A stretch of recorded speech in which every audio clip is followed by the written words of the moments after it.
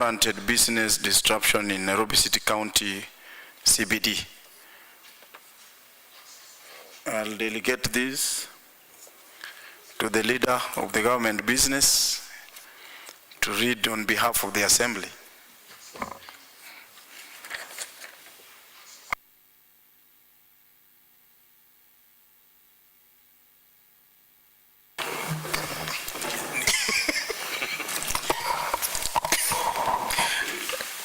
Honorable Speaker, as you directed, allow me just to go through and read the petitions as directed by your chair. Honorable members, public petition pursuant to standing order number 214, public petition by vendors of books and other learning materials on unwarranted business disruption in Nairobi City County CBD. With the undersigned, citizens of Kenya who are duly licensed vendors of books, newspapers, magazines, gazettes, and competence-based education CBE, and other learning materials operating within Nairobi Central Business District. Draw the attention of the County Assembly of Nairobi to the following. Aware that Article 185 of the Constitution of Kenya 2010 vests the legislative authority and oversight of the county government to the County Assembly. That whereas Section 116 of the County Government Act 2012 imposes an obligation on the county government and its agencies to deliver services within its designated area of jurisdiction. That we vendors of the books, newspapers, magazines, gazettes, and competence-based educations and learning materials operating within Nairobi Central Business District register our concern regarding recent unlawful enforcement operations targeting our business under the guise of decongesting the CBD. That we play a vital role in both economy and educational ecosystem of Nairobi. Honorable Speaker, that our petitions are under existing Nairobi City County framework, especially the policy regulating vendors, veranda, and public space use. Honorable Speaker, that we have approved letters and license issued by relevant departments from Nairobi City County government and operations are within existing laws and regulations. That, Honorable Speaker, recently there has been a crackdown executed without notice, public participation or stakeholders engagement as required under County Government Act 2012, which done selectively since other economic actors were not targeted. That the manner in which enforcement is being carried out offends Article 47 of the Constitution, which secures the rights of fair administration action. Additionally, the absence of transparency and procedural fairness in enforcement processes runs afoul of the Constitution and related policy instruments intended to protect the rights and dignity of citizens. That the vendors of educational and reading materials serve a critical public interest. That we support literacy advancement, facilitate access to affordable knowledge, resources, and cater to learners, students, researchers, and general public. In so doing, Honorable Speaker, we directly contribute to the county's education objectives and Kenya's Vision 2030, particularly quality education. Honorable Speaker, that constant presence of vendors in the Central Business District act as informal community sentiments and have on many occasions supported law enforcement by reporting petty crimes, monitoring suspicious activity, and alerting relevant authorities when needed.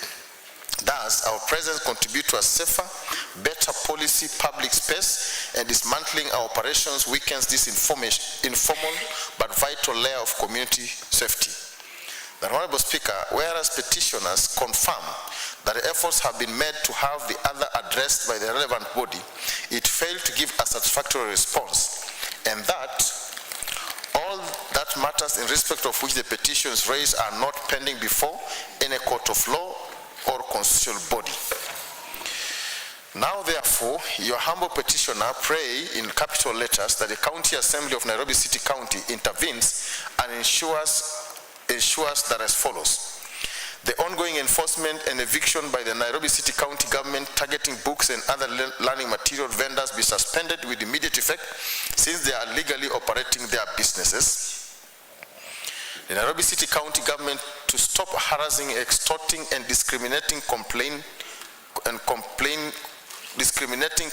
vendors. A structured and conclusive dialogue between vendors and other relevant stakeholders be held and develop tangible solutions to this vexation. Number D, permission be given to resume lawful operations in designated zones within the CBD without fear of intimidation. And lastly, any other orders that it may deem fit it made in the circumstances of this petition. And is your petitioners will forever pray, presented to the Honorable Speaker on behalf of the duly licensed vendors of books, newspapers, magazines, gazettes, competence-based education, CBE, and other learning materials operating within the Nairobi City Central Business District. I hereby table the petition before the Honorable Speaker and the Honorable House. Honorable Speaker. Thank you, Honorable Majority Leader. The petition as tabled is now committed to the JLAC committee. I don't know whether the chair of the JLAC is in the assembly. The vice chair, the petition has been committed to your committee. Kindly, you will have to move with speed and do a thorough job. Very well. Thank you. Speaker. Thank you. Clerk, let's proceed. Order number 5, papers. The Leader of Majority. Honorable Speaker, thank you again. Pursuant to Article 2286 of the Constitution of Kenya 2010, I beg to lay the following paper on the table of this Assembly today, Tuesday, 22nd July 2025. The report of the Office of the Control of Budget on a county government budget implementation review for the first half of the year 2024-2025. Honorable Speaker, I beg to lay the papers to be committed before the Committee on Budget and Appropriation. Thank you. The paper as laid is now committed to the Budget Appropriation Committee. Clerk. Order number 6, notices of motion. Mheshimiwa Perpetua.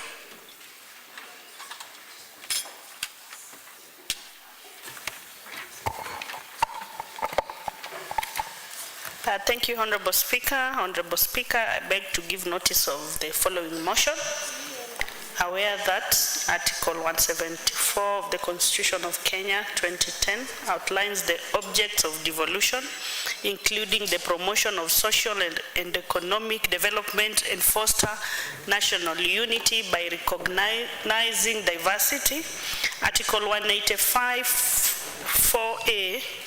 Further, Honorable Speaker, okay, thank you. Article 185 4A further mandates the County Assembly to receive and approve plans and policies for the management and exploitation of counties' resources. Further aware that Article 186 and the 4th schedule of the Constitution assign functions related to cultural activities, public entertainment, amenities and local tourism to county governments, recognizing that Nairobi City County as the capital city and economic hub of Kenya and East Africa and Central Africa region holds a unique potential for cultural, historical, conference, medical, urban and eco-tourism. Noting that the Kenya Vision 2030 recognizes tourism as key economic pillar and emphasizes the development and diversification of tourism products, including promotion of cultural and urban tourism. Concerned that despite its strategic importance, cosmopolitan character and rich historical, social and cultural heritage, Nairobi City County has not yet developed or implemented a comprehensive local tourism policy to harness its full tourism potential and distinguish itself as a premier tourism destination. Deeply concerned that the lack of an integrated framework and coordinated strategy has led to underutilization of Nairobi potential for local tourism, employment creation, youth engagement, socio-economic empowerment. Now, therefore, this assembly urges the county executive committee member responsible for tourism and culture, 1, to initiate and fast-track the development of a comprehensive Nairobi City County local tourism. Honorable Speaker, there is a lot of interruption, Chinese drill, especially from the majority, deputy majority leader. You are protected, Honorable Papache. You may proceed. Thank you. So, and I really don't know why you have just singled out the leader of Wiper in the assembly. Yes. Yes. Just be kind to the honorable member. Thank you. Kindly proceed. You know very well where the noise is coming from. Thank you, Honorable Speaker, to initiate and fast-track the development of a comprehensive Nairobi City County local tourism policy in line with the Constitution of Kenya, the county government's Article 2012 and Tourism Act 2011, the Nairobi Integrated Urban Development Master Plan, which has identified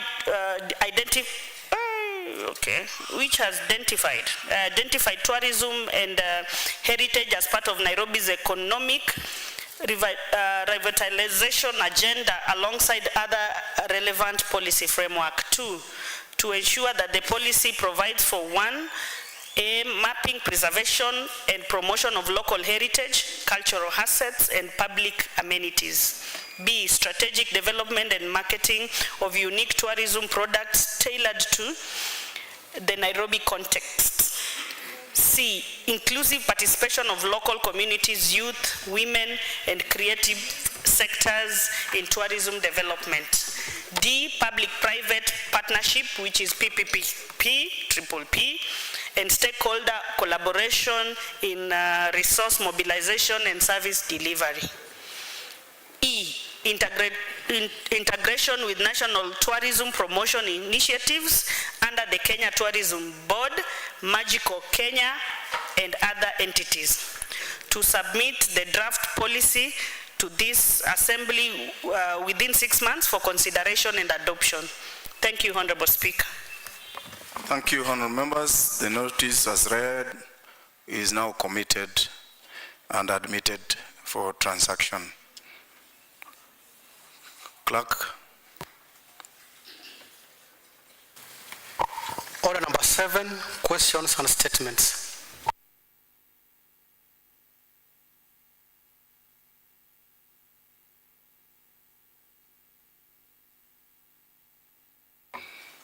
Honorable Majority Leader.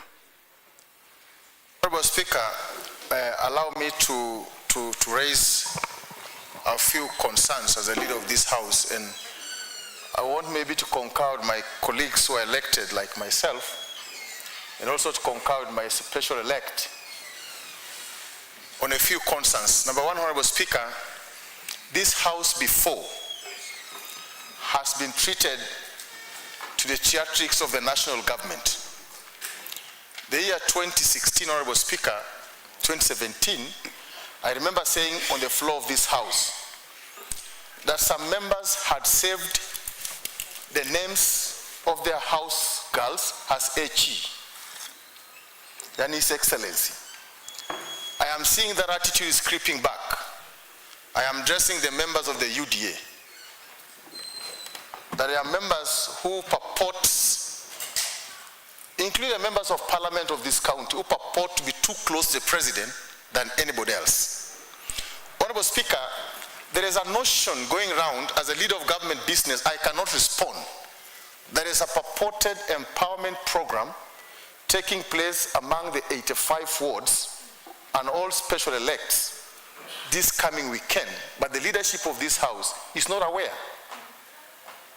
Honorable Speaker, I believe as a House you are our father. If there is anything whatsoever that has to take place, and we respect the president with all the authority he has, we respect the presidency. But Honorable Speaker, the wheeler dealing is becoming too much in this country. The middlemen are becoming too much, especially in Nairobi, led by our MPs. 80% of members of parliament cannot have meetings with their respected elected MCAs.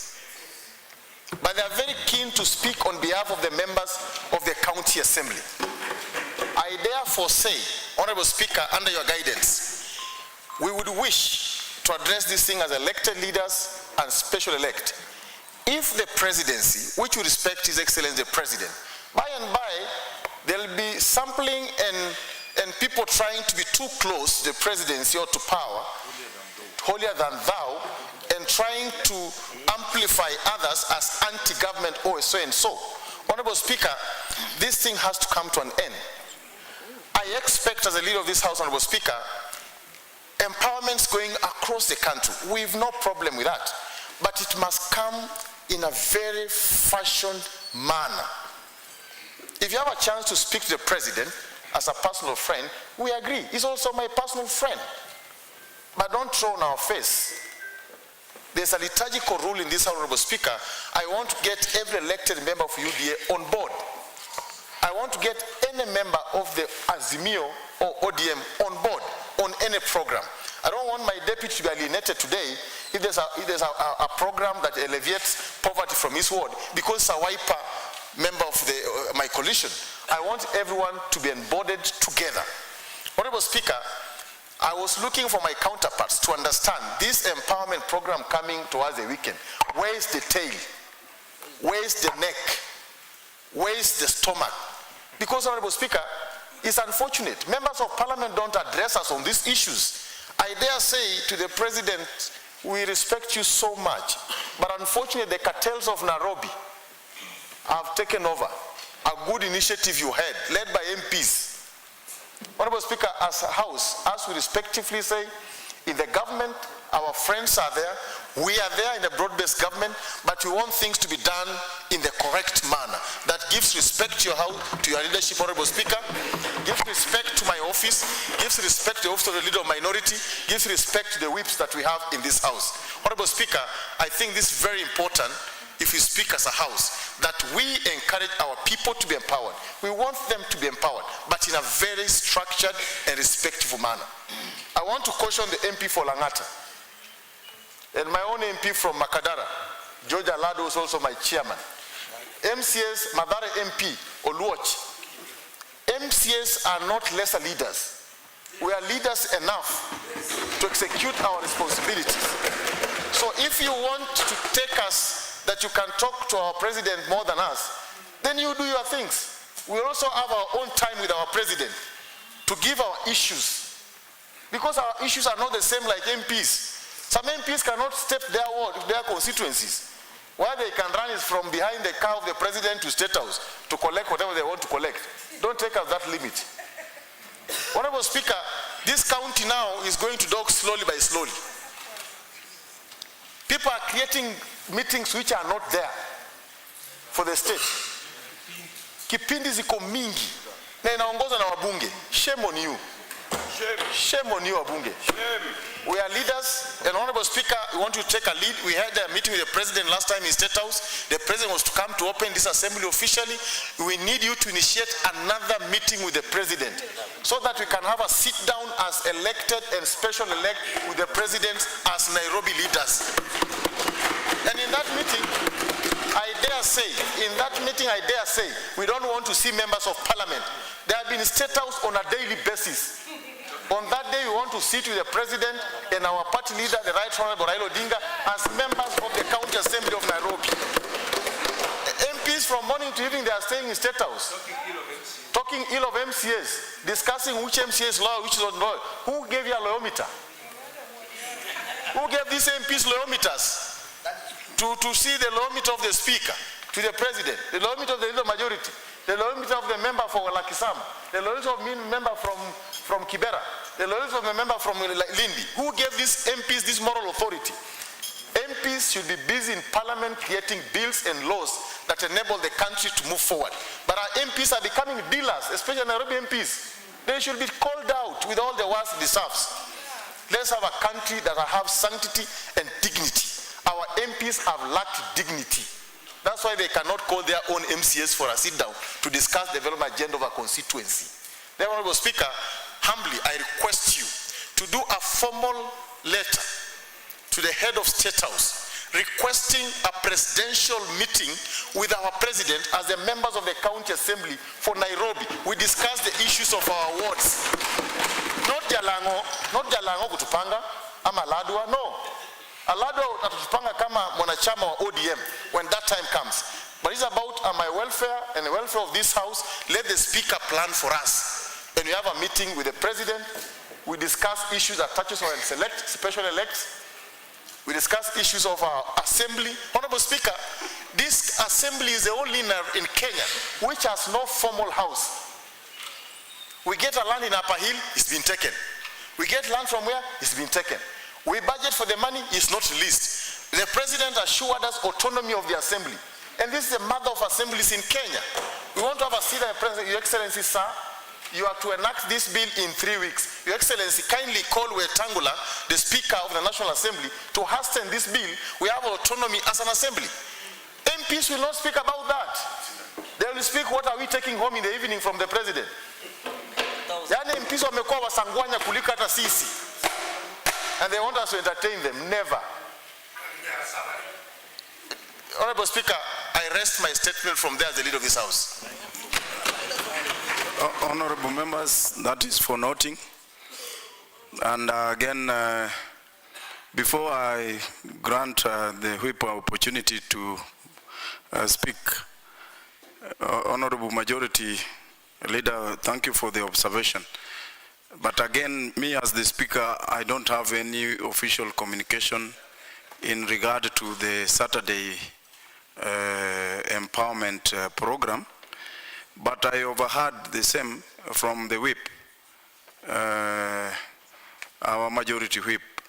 Maybe if we can just put a word for these members to share his the kind of information he has. Honorable Whip, please. Honorable Speaker, first and foremost, thank you for giving me this opportunity. For standing before you here, Honorable Speaker. First and foremost, Honorable Speaker, I don't want to lose hope. But I want to put it very clear that my counterpart, I don't know where he has gone. And honorable members from Azimio, all the information which I usually give you, I get it from him. And it has been really disturbing me, Honorable Speaker. Because, Honorable Speaker, I have not refused to work with the empowerment program. But the way it's being brought by these brokers, Honorable Speaker, it's really alarming. Because this house is a house of rules and structure, Honorable Speaker. Honorable Speaker, when I try to inquire so much, then I'm being told that, there's a group which you cannot be put, which is state house led, Honorable Speaker. Honorable Speaker, I'm a frustrated man. Honorable Speaker, I want to say this before this floor of the House. I want it to be clear. In fact, Speaker, to make it clear again, when I'm telling you I'm a frustrated MCA, a member of another coalition, AIL, is the one mobilizing members to come to my ward to do an empowerment program, Honorable Speaker.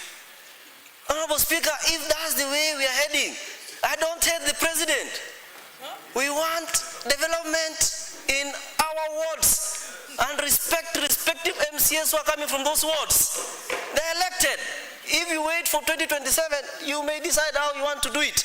Honorable Speaker, why I'm standing here today is that I want to assure the members of Azimio that the list of the purported empowerment, if it fails today before this floor of the House, it will be squarely on the broker called Honorable Mark Mugambi.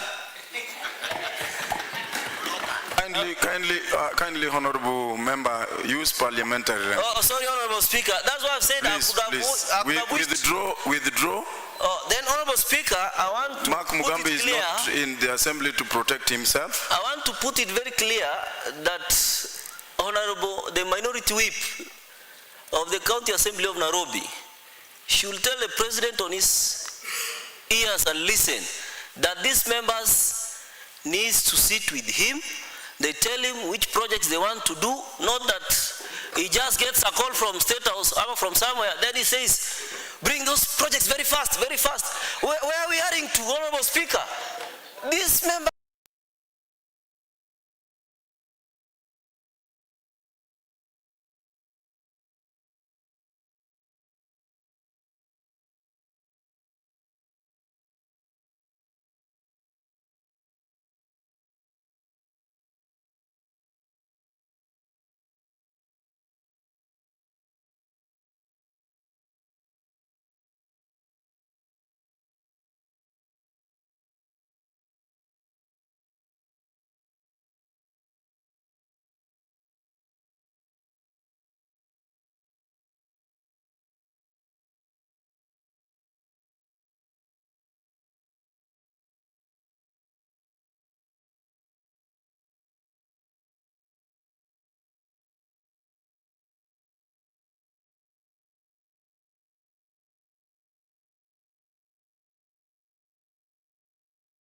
everyone under the bus. Thank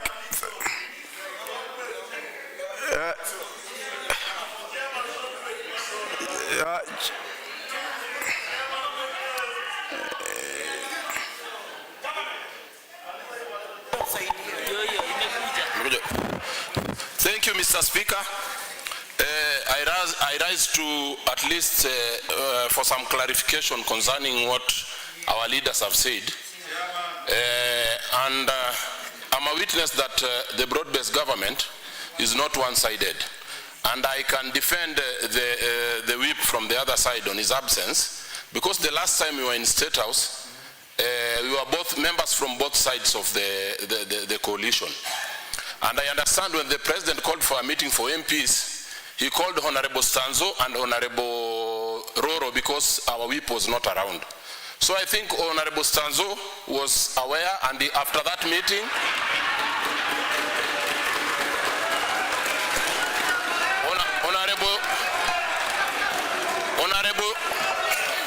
Honorable Stanzo represented the Azimio side because the majority whip and the majority leader were not there. So I want my Honorable Stanzo to stand and defend the government, our government, because we can't sit quiet. Thank you, Nicholas Juma, for that clarification. Okay, thank you. Order, honorable members. Order, honorable members. Honorable members. Honorable Stanzo has been advancedly mentioned.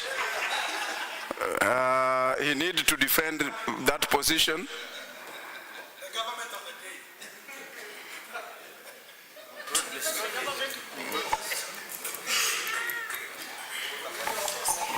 Honorable Speaker, I think we should make it clear. The member to be heard in silence, honorable members.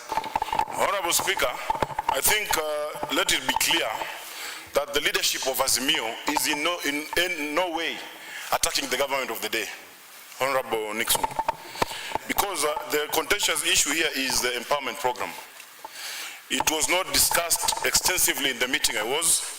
The meeting I was for logistical support, and it was an abrupt meeting from, we had taken the president in my constituency, Embakasi East.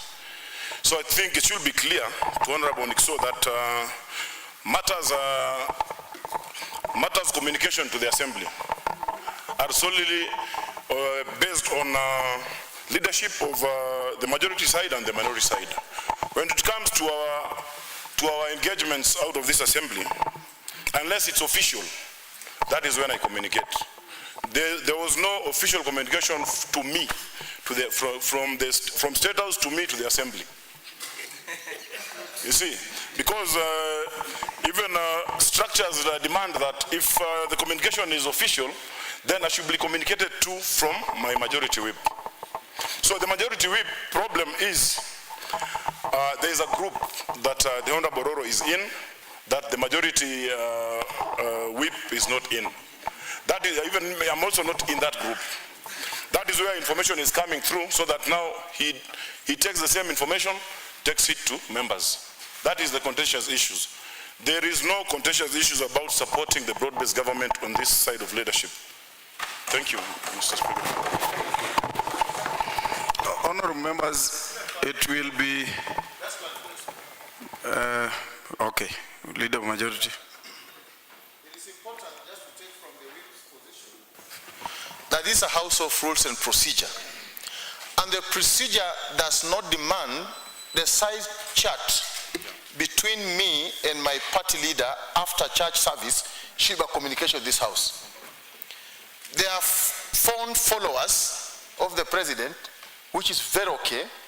Even today, I was asking my whip, all the president's entourage on our weekends when he's visiting Nairobi, it should be a collective responsibility by all leaders. But unfortunately, there are select MPs who have decided to take us their business. It's not a leadership, account leadership. Therefore, Honorable Speaker, I want to concur with Stazo and Nicholas that was a side chat from State House. It was not a formal meeting inviting the 85 elected leaders to present their group from their respective wards for empowerment program in State House or whatever the venue is. Therefore, I want to implore on Stazo and the Deputy Whip, which Stazo has clarified, there was no formal meeting. And I've been in these meetings, Honorable Speaker, where people pull the president aside and say, you know, Your Excellency, now we are planning for this. The president will love to agree. Yeah. But there are many dealers, so we can agree. Dealers wameingia sana. Wameingia sana. So please, tupunguze hiyo kama members, tuende kama unit, to discuss issue of assembly as a unit. And I'm just requesting, Speaker, again, with the authority. You wrote the president last time, wrote the head of State House again.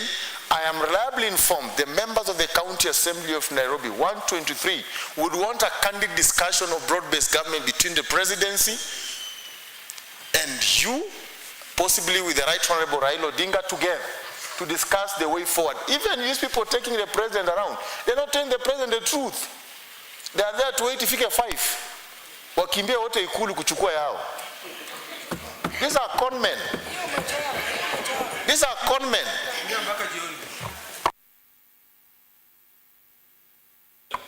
Can we rest that, please? Can we rest that?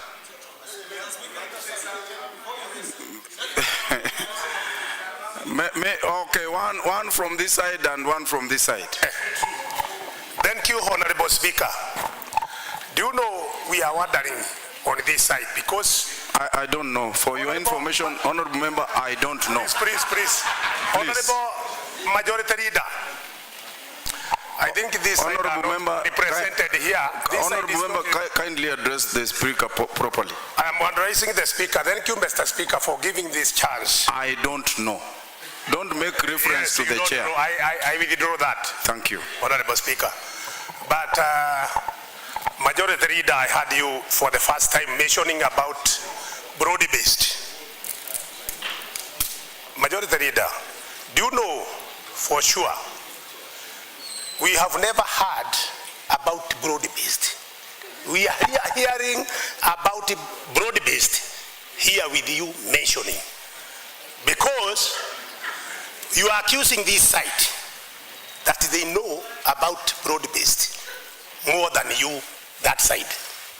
But from today, Mr. Speaker, you should know we only hear about broad-based on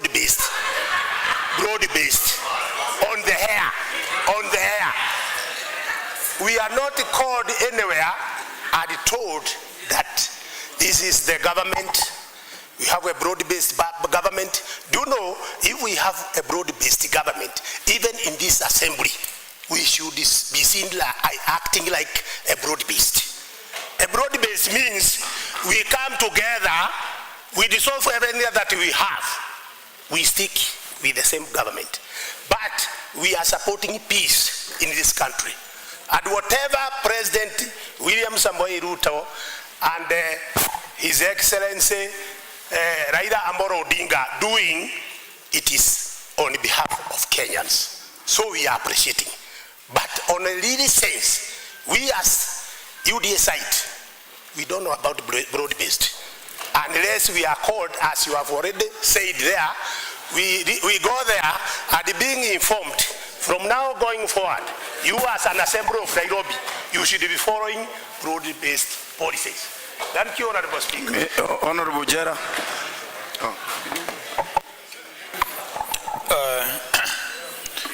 Thank you so much, Honorable Speaker. Honorable Speaker, I was very keen listening to sentiments by the majority leader, which I must confirm that yes, I concur with my boss.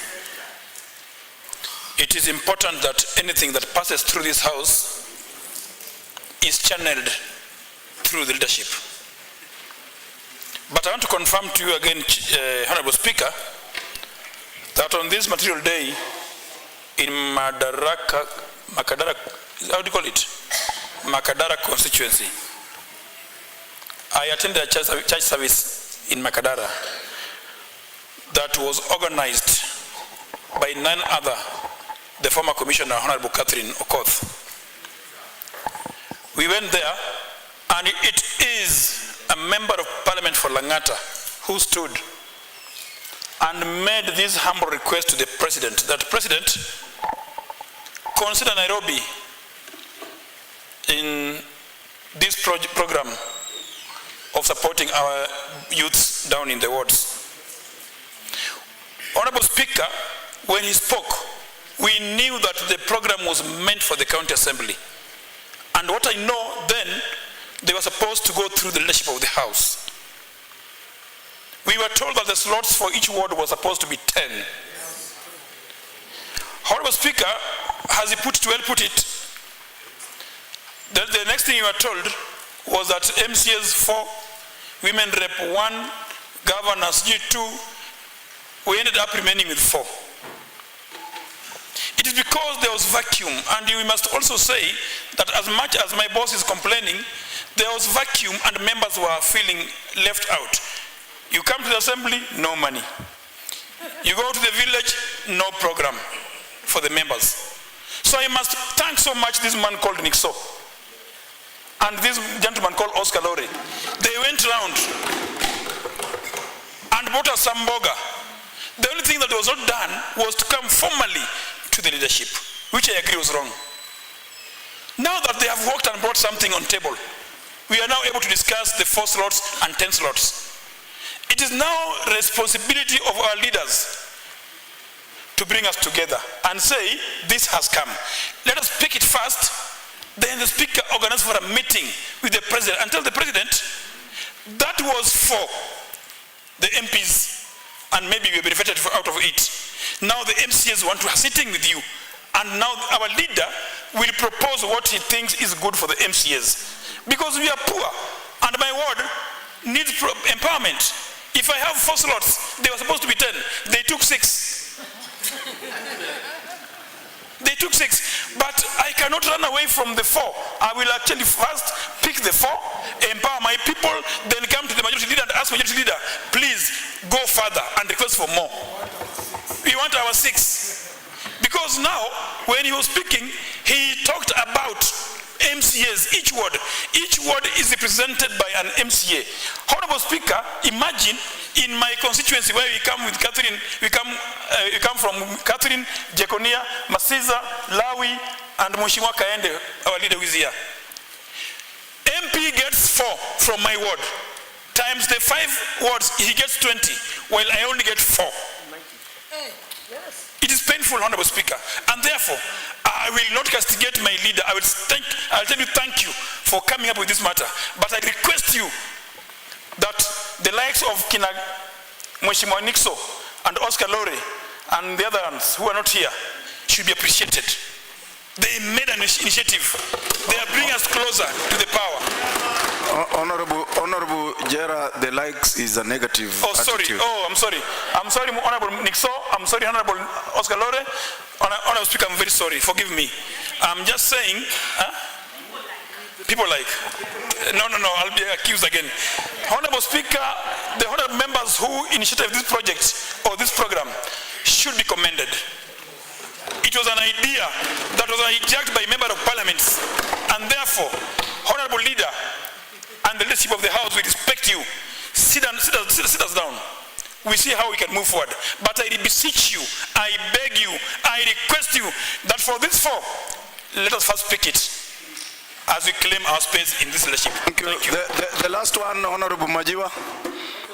Honorable Majority, please. Clarified, it will bring a bad image. I am humbly requesting the Honorable Jera, the issue you've raised is not about denying anyone an opportunity on empowerment. The issue you've raised before the floor of the House is not who brought it, who should be applauded for bringing it. The empowerment across the country are done by Farouk Kibet, Oscar Sudi, and the rest. If Nick So is doing for Nairobi, so be it. But the question is the procedure upon which, in case of failure, I want to go along with all the members, 85 elected leaders, not leaving Kaende behind because he's wiper. Okay? That's my narrative. And we are saying, on this note, the leadership of this House, even the Speaker himself has confessed, is not aware of that program taking place. Whoever had an idea, respectively, could have even informed the Speaker of the same idea having been born, so that we carry along with it. The issue is, arriving on Friday, you find myself, I have other engagement. You find yourself, Jera, you are in a funeral. Because if it's a party position, it's upon the whip to communicate that position. If it's the party position, the UDA, it's upon the whip of UDA to communicate first. That is the spirit of broad-based, what the men is saying. That we consult, we agree, and we give feedback, and we move forward. Therefore, it's not about apportioning who has helped who, where, and how. And I've said categorically here, I am not competing with anyone to be following the president from morning to evening. I am not interested. I am interested in making sure in my small way, I assist the president in the best way with the honesty it deserves. And I'm in a position to help this country, that young person, to be empowered. But as a leader here, I want to respect this office, the office of the Speaker. That a communication should come to the Speaker, that there is a program coming, whether led by the MPs or Nixo or Lore, it is a program carrying all of us. In case of any fault, the buck stops with this gentleman, the Speaker of Nairobi County. Were you aware of this program? If it goes back within my party, Nixo will not be asked within my party, it is me who will be asked, the leader of majority. Is the whip will be asked, not Lore, not Ochengjera. So we must also respect institutions as we go forward. That's a good program for us. I wouldn't deny a young man from Kibra to own a motorcycle over 150,000. I cannot afford for him. I wouldn't deny a lady from Makongeni to get a sewing machine. I cannot buy for all of them, even if I bought for some. So that is the process. The process towards achieving it must be very clear. If we need to assist the president, let's be also honest. Let's carry all along, all of us. But if you are holier than thou, and I'm not particular about our members. I agree, all members, let's do what we have to do. I congratulate Nixo, Lore, and the rest for the work they are doing around the presidency. But I have an issue with the members of parliament who go alone without going along with the honorable elected MCAs or special elect. We must agree as a house. Do we have our way or they have their way? And I'm very particular, including my own member of parliament, George Alado. He has never invited me, Pato, Ronnie, Nixo, Sony, to any meeting about broad-based government, just as the man is saying. He's busy alone. It's a collection time. So where do I come in? Honorable Speaker, I beg to clarify that. Honorable Majiwa, or you have donated your time to Honorable Perpetua. But she has indicated, sir.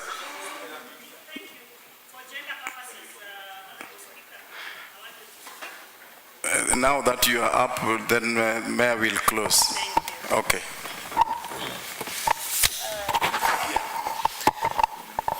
Honorable Speaker, we really appreciate whatever effort is going on about the broad base and empowerment in the ground. But I want to bring some clarity to this House. You know, this House is not complete as per the law without the women agenda.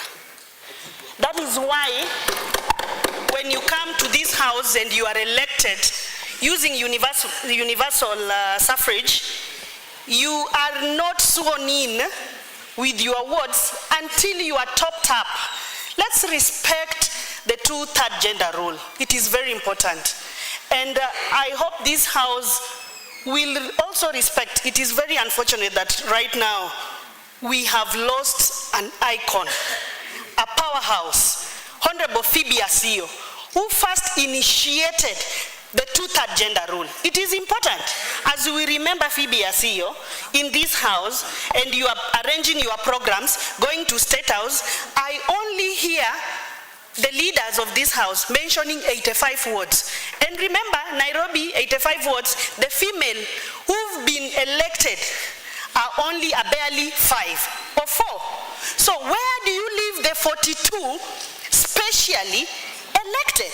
Because I don't, in this House, I get the feeling of nominated and what, but according to me, I am a member of the county assembly and I do representation. I represent the female gender, I represent the Nairobians at large, I represent everybody. And so, I deserve the saloon, the kinyozi, that when you are going to State House to get, I deserve. And I deserve it equally with 4. If the leaders are given, if members of the county assembly, which I also belong, are given 4, I need to be given 4. Thank you, Honorable Speaker. Honorable Member, Honorable Perpetua, there is a member who is on a point of order. Thank you, Mr. Speaker. I just want to correct my chair education that even the nominated were factored in this empowerment program with one group. Thank you, Mr. Speaker. Honorable Majiwa, please. Discrimination of the highest order. Respectfully, Thank you, Mr. Speaker. Kindly. Thank you, Mr. Speaker. Mr. Speaker, this whole debate now has thrown me aback. Because, Honorable Speaker, if we have the majority whip, and Mr. Speaker underlined the word majority, saying that he doesn't even know where the list is going. And here we are seated waiting to go for an occasion on Saturday. Mr. Speaker, don't you think something is not adding up? Because the systems of this House work such that even the other assembly, when Kados was the majority whip, everything was going through Kados. And it was in fact an offense to go behind Kados. So now, Mr. Speaker, if Ogeto is telling us that, Honorable Ogeto is telling us that he doesn't know where the list is going, yet we are sending to him.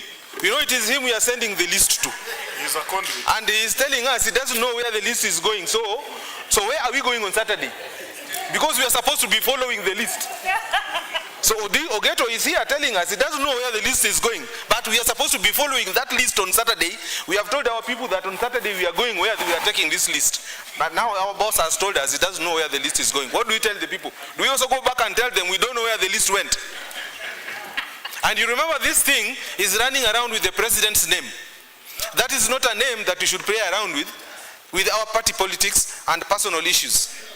So, Mr. Speaker, I think it's a high time we realize that we all have freedom of association in Kenya in the Constitution. We can make friendship with the leaders that be, but when structures have been put in place, those structures must work for the benefit of us all. And that is where now you find that Honorable Ogeto, as the chief majority whip, is telling us he doesn't know where the list is going, yet is in charge of the diary of membership of this assembly. He runs our diary. He's the one who should tell us that we are having this kind of activity tomorrow at such a place and who are the participants. But now, he is also being panguard here. So now that Ogeto doesn't know what is going on, Mr. Speaker, don't you think it's upon you now to call for a housekeeping meeting with your leaders? Because we know, and it's not like a secret, we know that our minority whip is the one kind of running the show behind the scene. And the way the information is relayed to him it's like after you relay the information to him, he cuts you off. And that's why Ogeto doesn't know where the list is going. Because Ogeto's job is to forward. After that, he doesn't know what comes after that. So he becomes now a servant of his counterpart, who is supposed to be minority instead of being majority.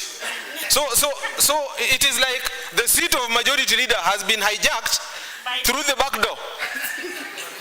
And this is a matter that is entrenched in our standing orders here, that the majority whip is the one who should control the activities of the House.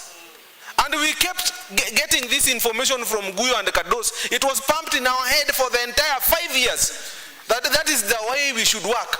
And we followed the rules. And our colleague, Honorable Minority Whip, was part of the system then. He knew that this is how things were working. How he has forgotten and now he's taking the seat that does not belong to him is a wonder. So, Honorable Speaker, I think you need to call for a housekeeping meeting with your leaders so that they can know their roles. And when you have information that does not belong to you, one should learn to relay it to the person in charge. If somebody has information that should come to majority leader, relay it to majority leader so that it can be consumed by the entire membership. If it is supposed to come to the majority whip, it should be relayed to the majority whip for consumption of the entire membership. But we have our brothers who also happen to be close, like Akina Nixo and Lore. They are there in their own way. Then they cannot be responsible for the confusion that is here. Then they have their own way of doing their own things. They cannot be responsible. Anybody bringing their name here is lost. Thank you, Worship. Thank you. Actually, contribution in such a manner is supposed to be limited to 2 minutes. But honorable members, please, the concern as raised by various members is actually not supposed to be for the plenary. This is supposedly to be for Kamkunji, which by extension is not even the speaker's Kamkunji. Because I'm not a representative of any of the 85 wards. So the only kind thing the leadership can do to the Honorable House and members. Honorable Majority Leader, what is burning? Please take under 1 minute, please. Speaker, under 30 seconds. Honorable Speaker and the entire colleagues, I'm just perturbed. I've just remembered, and the whip reminded me, yesterday when we were consulting on this, I managed to talk to Honorable Roro on this particular issue. The perturbing thing was, Honorable Speaker, is good to be unanswered so that no one can misquote us. Honorable Roro said, is in a certain WhatsApp group, they were told to convey this. Him also is getting this list, but is forwarding the list for somebody called Fazul. So meaning even Roro does not know the end game of this list is going where. So when we are talking as leaders here, we want clarity. We have no ill intention for whoever. Even Roro confessed yesterday, he's asked to collect lists from my majority whip to forward somebody called Fazul. In the ordinary setup, if it's a county issue, Honorable Speaker, I expect presidency, as the senior Majiwa said, presidency is not a joking thing. Si kupika omena ama samaki ama ngwashe. Talking to the president is the highest privilege you can have. Thank you, Nixo and Roro and Lawrence. It's a privilege to talk to the president. But Honorable Speaker, if somebody I expect the governor even to call the speaker and tell speaker, as the governor of the city, we are having bringing the leadership together to make sure this thing is a success. Ordinarily for me, if given a chance to advise the president today, I will tell this event to be postponed so that we have a proper way of doing this thing. To show the president, MCS can organize something more powerful than the brokers MPs. Thank you, Honorable Majority.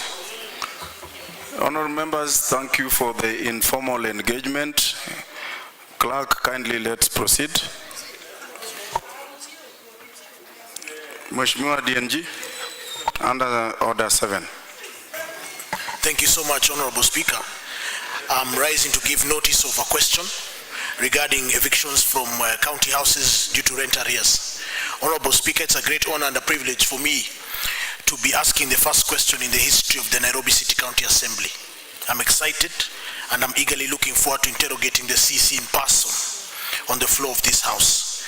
Honorable Speaker, pursuant to Standing Order 47A, I wish to ask questions to the County Executive Committee member responsible for built environment and urban planning regarding evictions from county houses due to rent arrears. Question number 1, could the CC member... Mheshimiwa DNG, you are not clear, please. I don't know whether it's the microphone or your sound. Let me be louder, Honorable Speaker. Could the CC member confirm whether tenants in county government rental housing facing evictions due to rent arrears were issued with formal written notices, and whether such notices complied with the legal procedures of notice, timelines, engagement, including payment plans and dispute resolution? Question number 2, what legal or policy frameworks govern evictions from county-owned houses, and what safeguards are in place to prevent the arbitrary or inhumane evictions of tenants, especially vulnerable, long-standing or low-income residents? Number 3, what measures are being taken to investigate and to take action against individuals or groups involved in the unauthorized evictions, harassment or intimidation of tenants, including the allegations of threats being issued by persons not formally authorized by Nairobi County? Number 4, would the CC member clarify whether the county executive engaged elected leaders and resident associations of the affected areas before executing these evictions, and why such consultative mechanisms appear to have been bypassed?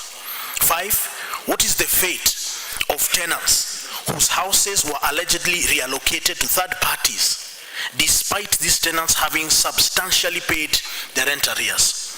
6, could the CC member provide the specific data on the number of households evicted from the county houses per estate, per month, in the last 12 months, and the total amount of rent arrears owed to the county government that has led to these evictions? 7, why did the CC member reportedly disregard county, I beg your pardon, Honorable Speaker, why did the county executive committee member reportedly disregard court orders and injunctions halting these evictions? 8, is the CC member aware of the allegations that the county executive is using proxies, is using cronies and family members of county officers to benefit from house reallocation, thereby disadvantaging vulnerable and deserving tenants? 9, could the CC member explain what action is being taken to compensate residents whose property was lost, stolen or damaged during these evictions carried out by unauthorized persons under the county's watch? 10, why did the county executive disregard a prior valid gazette notice issued by the previous administration waiving rent for Nairobi tenants and instead reinstate rent arrears, leading to these punitive evictions and house reallocations? 11, what measures has the county government put in place towards repairing, refurbishing, maintaining aesthetics and professionally managing public rental housing estates? My final question, number 12, on the matter of urban renewal and regeneration in Woodley Estate, could the CEC member explain A, why construction is progressing at a slow pace? B, when the project is expected to be completed? C, whether compensation offered to tenants, that is Kenya shillings 15,000 per month for 36 months, totaling to 900,000 shillings, will be reviewed upward to reflect the construction delays? And finally, D, whether the remaining 22 tenants who went to court to challenge the demolition of their homes will be granted compensation and or relocation checks and issued letters of allotment to new units like other tenants. I beg to submit, Honorable Speaker. Thank you.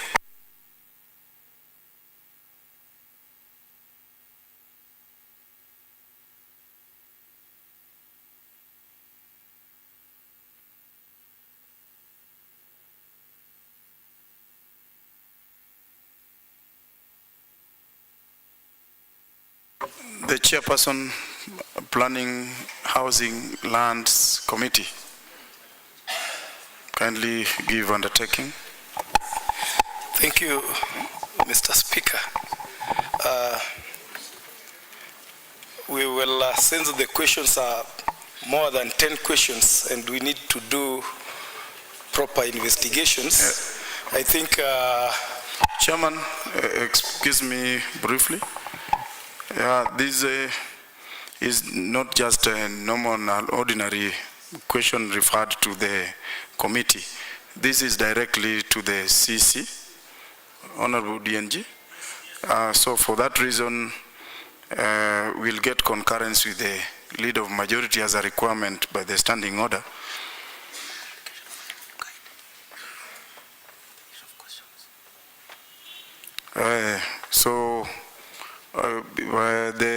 The leader of majority will actually go through your request and maybe by tomorrow give direction as to when the CC is able to be at the plenary to answer to your concerns.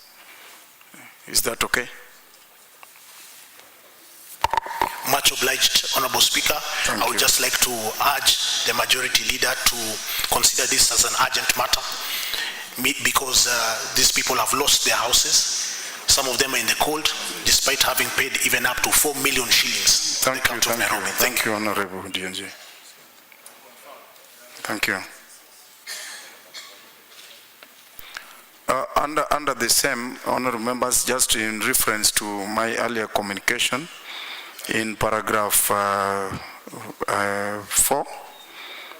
honorable members, standing order 47A5 states that the leader of majority party shall inform the county assembly of the date, time and order in which county executive committee member shall appear to reply to questions and provide reports to the county assembly and committees subjected to paragraph 7. So that is the order.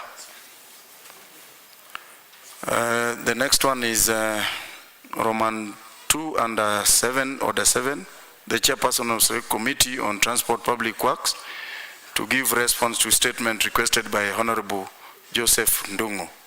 Is Honorable Joseph Ndungu in the house? You are okay, thank you. Chairperson Transport Committee, are you ready? Kindly proceed. Thank you, Mr. Speaker. I'm going to give the responses of statement requested by the Honorable Ndungu. Honorable Speaker, on 19th June 2025, the Honorable Joseph Ndungu, MCA, rose on the floor of the Assembly pursuant to Standing Order 47(2)C and requested the chairperson of the Secretarial Committee on Transport and Public Works for a statement regarding the alleged disappearance of electric cables 150,000 meters, estimated to be worthy Kenya shillings 10 million. On 8th August 2024, from the highways store, which adjacent to Nairobi City County Savings and Credit Cooperative Society Limited, Nasiko Plaza on Lathis Road. In this, Honorable Speaker, the committee wrote to the Acting County Secretary on 24th June 2025,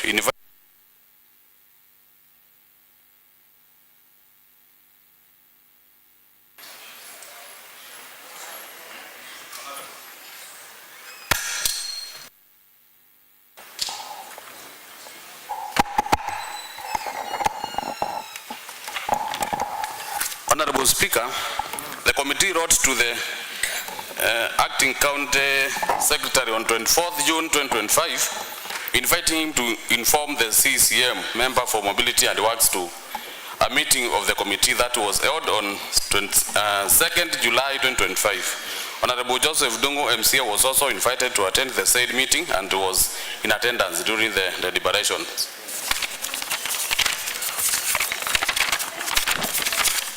Honorable Speaker, a copy of the detailed responses has been shared with the Honorable Joseph Ndungu, MCA, who requested for the statement, and a further copy is hereby attached to this report. The member was satisfied with the report. Honorable Speaker, I beg to lay this statement. Thank you. Honorable Member for Michael. Are you in concurrence? Thank you. Mheshimiwa Nicholas Juma.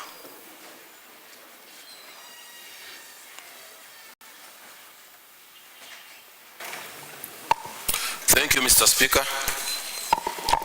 Honorable Speaker, pursuant to Standing Order 47-2C, I wish to request for a statement from Chairperson of Sectoral Committee on Water and Sanitation regarding stalled borehole projects and perennial shortage of water within the county, especially in City South Ward.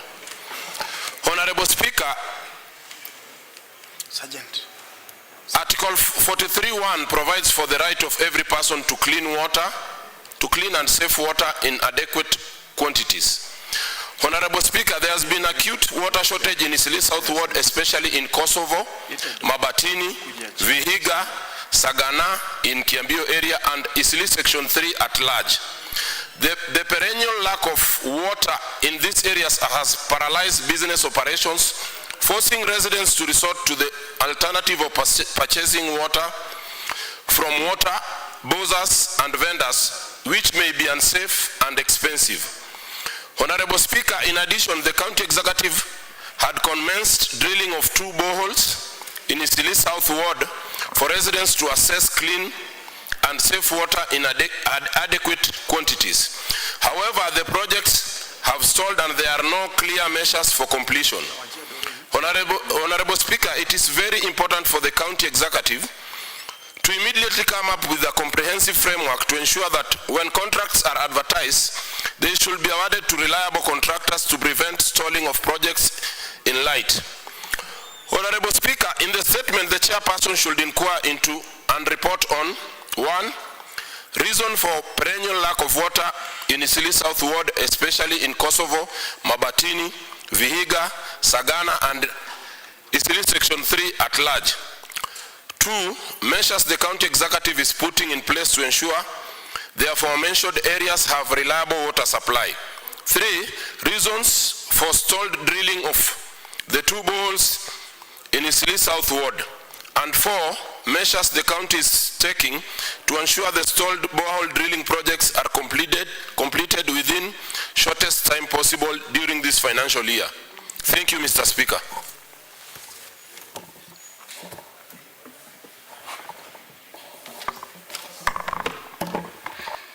Chairman, Sectoral Committee on Water and Sanitation regarding to respond. Chairman, Vice Chairman,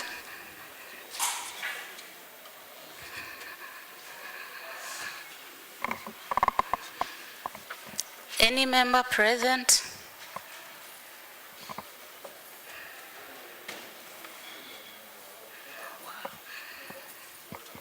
Water Committee members?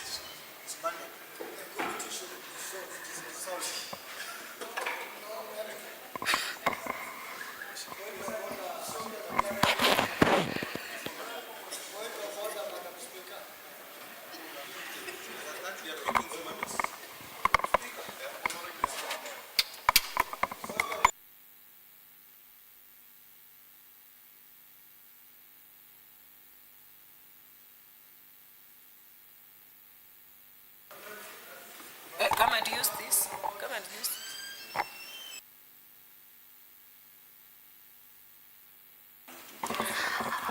Honorable Nancy Maura, you are a member of Water Committee.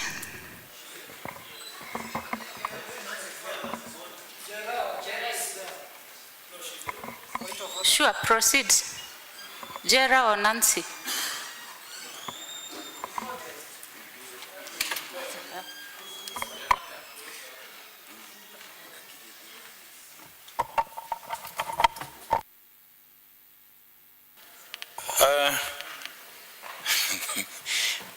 Honorable Speaker, I have heard about the request to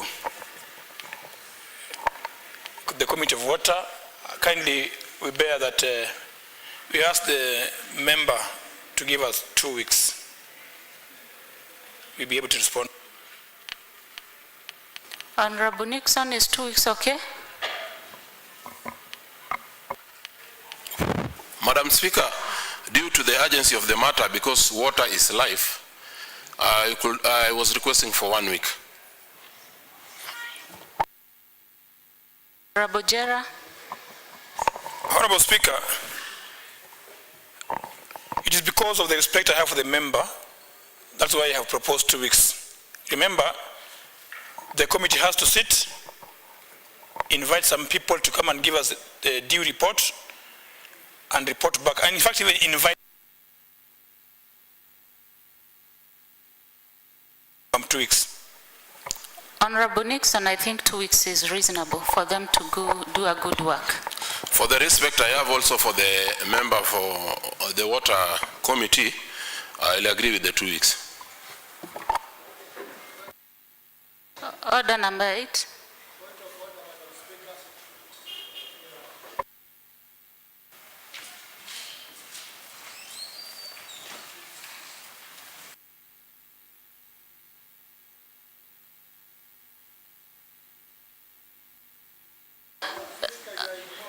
Honorable Amisi Malea, proceed.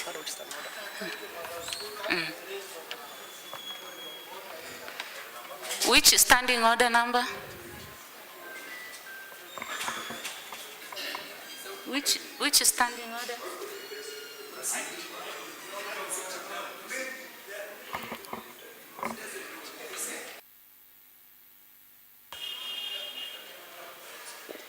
Which standing order, Amisi Malea?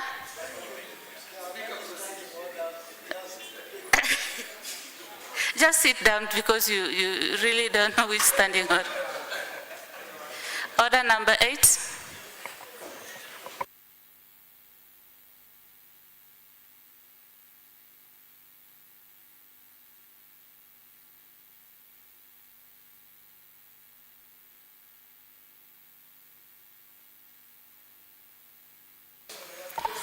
Order number 8, motion.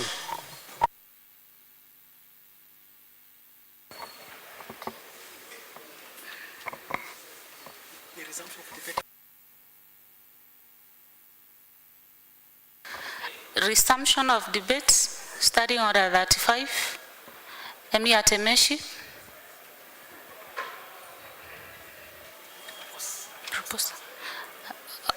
Honorable member, a minute. I propose that the assembly, the motion is on Chairperson Select Committee on Public Accounts, adoption of committee report.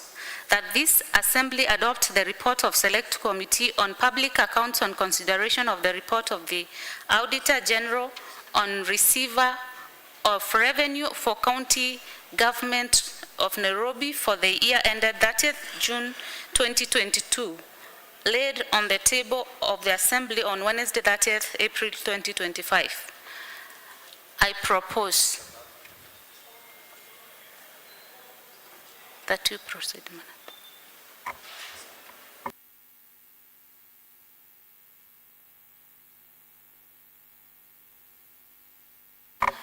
Honorable Shega Maura, maybe you can rise up and refresh the members' minds so that they can know what to proceed with, or have you delegated this to someone? Yes, Honorable Atemeshi, you can proceed as a member of PAC. Thank you, Honorable Speaker.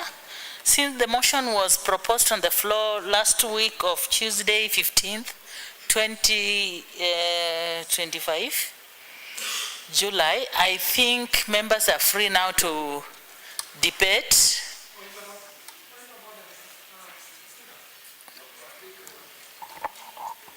Which standing order number?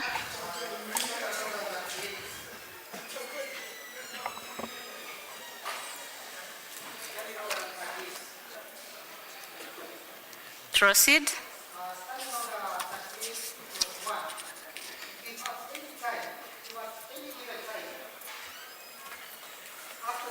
Is taken, and when the county assembly is in a committee, a member objects that there is no quorum,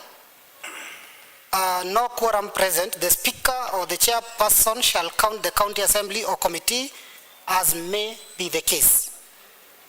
If on the count under the paragraph 1, a quorum does not appear to be present, the speaker or the chairperson shall cause the division bell to ring as a division. If no quorum present at the expiration of the 10 minutes, the speaker shall adjourn the county assembly until the sitting without any question put.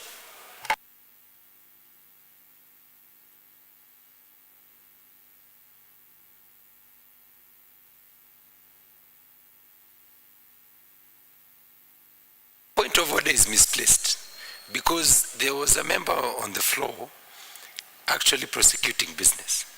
And so maybe if he had a point of order was to mean Madam Amy was saying something that is not inconsistent with whatever she was moving. So if the point of order from Mheshimiwa Kimani is to stand, is with regards to what Mheshimiwa Amy was talking about. So I think that point of order is misplaced, misguided.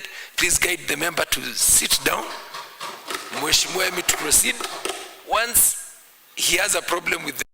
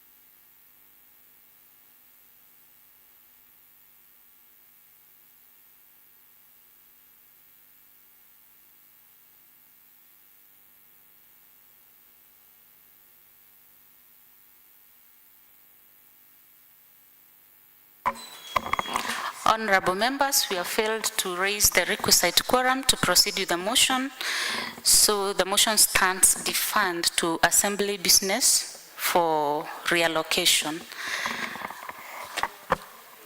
Honorable members, the assembly stands adjourned until tomorrow at 2:30 p.m. Assembly Business Committee to meet at the rise of the assembly.